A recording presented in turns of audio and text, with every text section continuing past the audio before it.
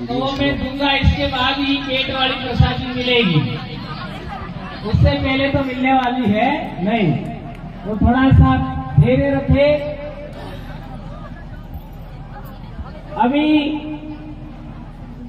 यहाँ धाम पर आप सुबह से बैठे हैं और ये जो जगह आप देख रहे हैं जहां आप बैठे हैं, करीब 80,000 रुपया हमारे गांव के भाइयों ने चंदा करके ये समतलीकरण करवाया। एक आध साल पंचायत के साथियों ने भी थोड़ा बहुत इसमें सहयोग किया था, यानी 2 से 3 साल की मेहनत के बाद इतना समतलीकरण हुआ है। अन्यथा यहाँ 2010 में हमने सबसे पहले कार्यक्रम शुरू किया था 2010 में। उस समय यहाँ केवल कांटे ही थे और हम सब ने, हमारे बच्चों ने भी कांटे बीन करके सबसे पहला कार्यक्रम किया था और बहुत सारी परेशानियां हमको यहाँ पर गोविंद गुरु महाराज का जन्मोत्सव मनाने के लिए बड़ा लंबा समय और कई परेशानियां हमारे सामने आई। इस बीच में 3 से 4 बार हमारा ट्रांसफर भी हो गए, एपीओ भी कर दिया गया, निलंबित भी किए गए, सब हमारे साथ हुआ। और अभी केवल बेड़सा के 3 लोगों को हमारा ट्रांसफर कर दिया था बाहर, लेकिन हम भी अब ट्रांसफर करने वालों के बाप बन चुके हैं। और 2 ही दिन बाद हम कोर्ट स्टे लेके वापस आ गए। यह काम इतना आसानी से अब हो रहा है, हम भी नहीं डर रहे हैं। यह सब मैं मानता हूं कि हमारे गुरु महाराज संत गोविंद गुरु महाराज और छाणी मगरी धाम का प्रताप है, ऐसा मैं मानता हूं। दोस्तों, अभी हम लोगों ने बहुत सारी बातें सुनी। हमारे पाल सुराता धाम से भी यहाँ पर साथी है, बासिया से भी भगत भक्तनी है, घोड़ावली से भी है और रात को हमें बासिया भी जाना है, वहां रात्रि कार्यक्रम होगा। ऐसा क्या कारण था? मैं बहुत बड़ा सवाल आपके सामने रख रहा हूं। ये सवाल आज तक किसी ने खड़ा नहीं किया। क्या कारण था कि मानगढ़ पर गोलियां चलाई गई? ये बहुत बड़ा सवाल है। यदि गोविंदगढ़ महाराज और भगत भक्तनी भक्ति का काम कर रहे थे, धर्म का काम कर रहे थे, तो उन पर गोलियां क्यों चलाई? ये सवाल आज तक किसी माई के लाल ने खड़ा नहीं किया। ऐसा मैं कहना चाहूंगा। संत सुरमाल महाराज की बात आती है तो संत सुरमाल महाराज को शीशा किसने पिलाया? संत सुरमाल महाराज भक्ति का काम कर रहे थे, धर्म का काम कर रहे थे, तो उनको शीशा किसने पिलाया, क्यों पिलाया? ये बड़ा सवाल किसी ने नहीं खड़ा किया।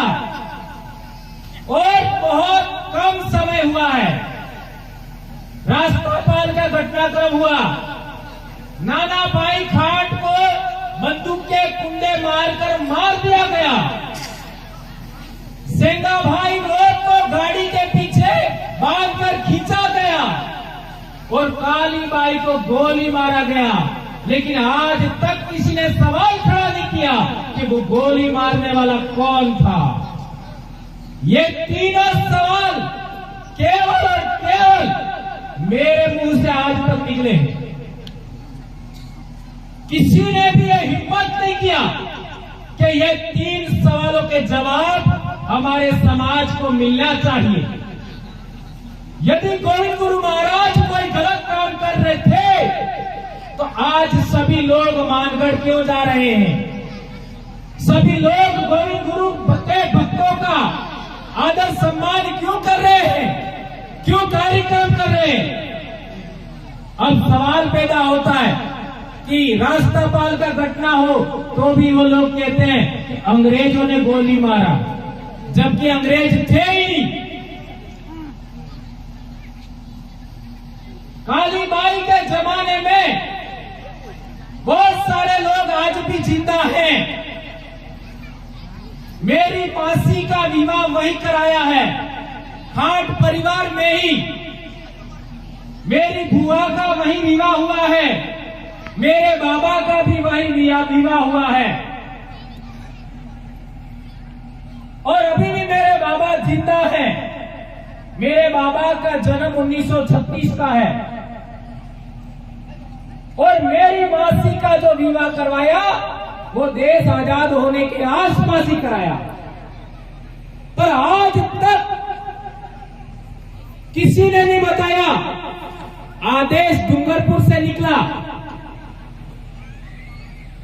और इसका दीवान कौन था? वो सेना आपका पुलिस वाले आए थे, वो कौन थे? उनके बारे में हमारे को जानकारी चाहिए। ये जानकारी आज की पीढ़ी को, आज के समाज को होनी चाहिए या नहीं होनी चाहिए? कौन कौन मानता है ये जानकारी हमें होनी चाहिए? ये बात मानकर से आगे बढ़नी चाहिए। राष्ट्रपाल से ये बात आगे बढ़नी चाहिए, लसूरिया से ये बात बढ़नी चाहिए, सुराता से ये बात उठनी चाहिए और छाड़ी मंगरी से भी ये बात उठनी चाहिए कि गोविंद गुरु महाराज और भक्तों पर यदि वो भक्ति का काम कर रहे थे, धर्म का काम कर रहे थे, तो उन पर गोलियां क्यों चलाई? और हम जानना चाहते कि मानगढ़ पर कितने अंग्रेज थे? आज तक के रिसर्च के अनुसार केवल 6 अंग्रेज थे, केवल 6 अंग्रेज। क्या 6 अंग्रेज 1500 वीरों को मार सकते हैं? यह सवाल अपने आप से पूछो। एक भील को 6 लोग नहीं मार सकते। वो 6 अंग्रेज लोगों ने मिलकर 1500 वीरों को मार दिया। ऐसा कैसे हो सकता है? इसलिए मैं कहना चाहता हूं सभी भगत भक्तों से, वो गोलियां चलाने वाले लोग कौन थे? तो अंग्रेजों के दस्तावेज से पता लगता है, जो दिल्ली से दस्तावेज लाए, यही कहीं होंगे वो मानगढ़ वाले। जोरावर जी है कहीं नहीं है, वो और बैठे, वो स्वयं दिल्ली गए थे और वो दस्तावेज लाए। उसमें हमारे एमबीसी की 2 प्लाटून थी, मेवाड़ भीलकोर की, और इसके अंदर भील भी थे, अर्थात गोली मारने में भील भी थे। ये तो मैं कह देता हूं